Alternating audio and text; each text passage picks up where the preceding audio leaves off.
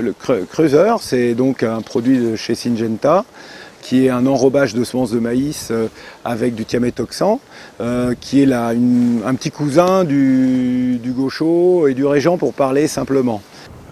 Donc on a quelques informations sur le Cruiser, c'est-à-dire que l'étude de toxicité qui a été faite par l'Allemagne pour obtenir l'AMM de cette spécialité commerciale, eh bien, le dosage en France apparemment n'est pas le même. On a ce genre de matière active en Allemagne, c'est autour d'un peu plus de 60 grammes à l'hectare.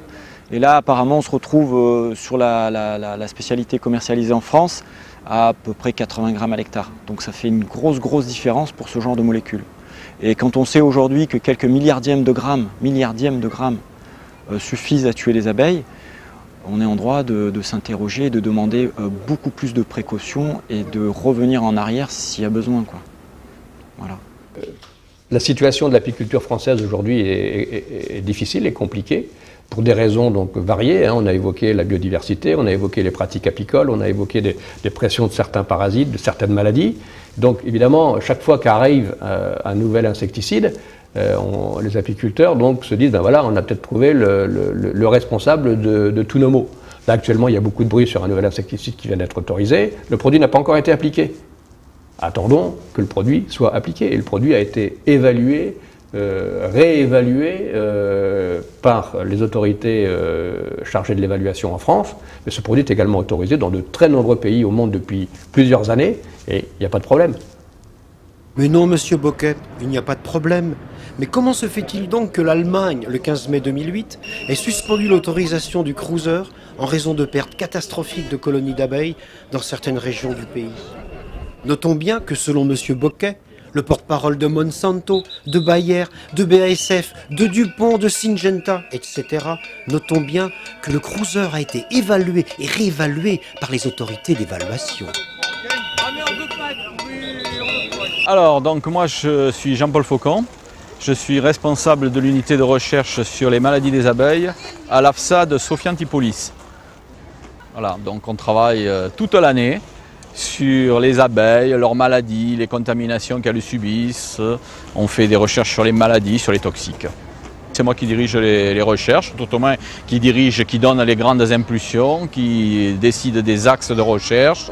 Bon, après, chacun a sa spécialité, qui dans la bactériologie, qui dans l'analyse chimique, parce qu'au point de vue chimie, recherche de résidus, il faut de plus en plus de méthodes sophistiquées qui demandent vraiment des spécialistes qui ne font que ça.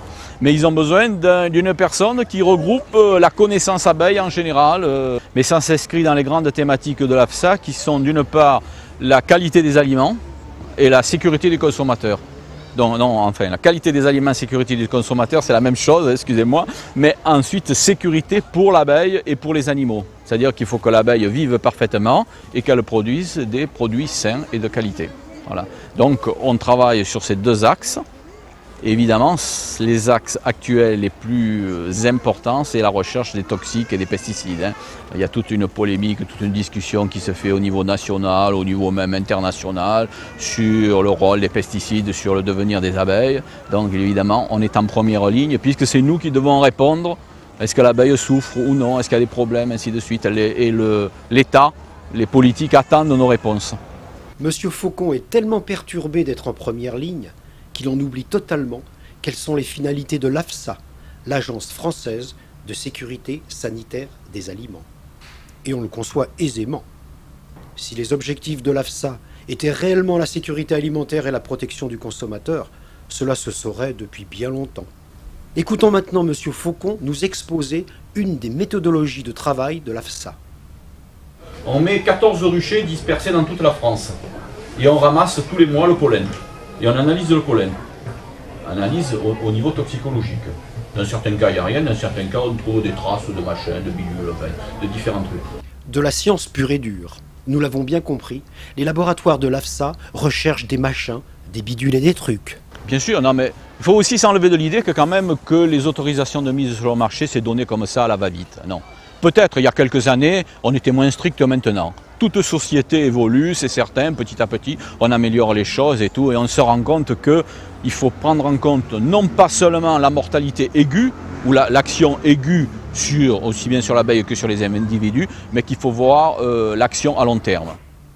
Pas à la va-vite, mais un petit peu quand même. L'AFSA autorise le cruiser en novembre 2007, après seulement 2 mois d'investigation, en se fondant sur les autorisations allemandes qui furent suspendues quelques mois plus tard. Il est vrai que l'autorisation de l'AFSA avait été assortie de certaines recommandations d'isolement des ruches. C'est-à-dire que dans le premier avis de l'AFSA, nous c'est ce qui nous a fait bondir. Alors après, le deuxième avis, ça a été retiré, mais il parlait de distance, de mise à distance des ruches de 3 km. Mais selon M. Faucon, est-il réellement possible d'isoler les ruches de 3 km? Vous avez une difficulté énorme en apiculture pour produire bio. D'une part, c'est les zones de butinage, je vous l'ai bien expliqué. Il faut aller trouver quand même des ruches qui sont isolées au moins de 3 km de toute culture. Ça, il faut déjà quand même le faire. Le ridicule ne tue pas. L'AFSA préconise par la voix de son porte-parole, M. Faucon, une distance de 3 km pour protéger les abeilles du cruiser, alors que ce dernier considère l'appellation bio comme étant totalement farfelue, de par l'impossibilité d'isoler des ruches de 3 km de toute culture conventionnelle. En suivant ce raisonnement, moi qui bosse du côté de la plaine de Bièvre, nous on exploite les lignes de moraine, les bois d'acacia et de châtaignier. En contrebas, il y a la plaine, où sont cultivés les céréales, le maïs, tout ça. Ça veut dire qu'il faut, nous sur ces bandes-là, on fait des milliers de tonnes de miel, tous les apiculteurs de PACA viennent dans ces coins-là. Ça veut dire qu'il faut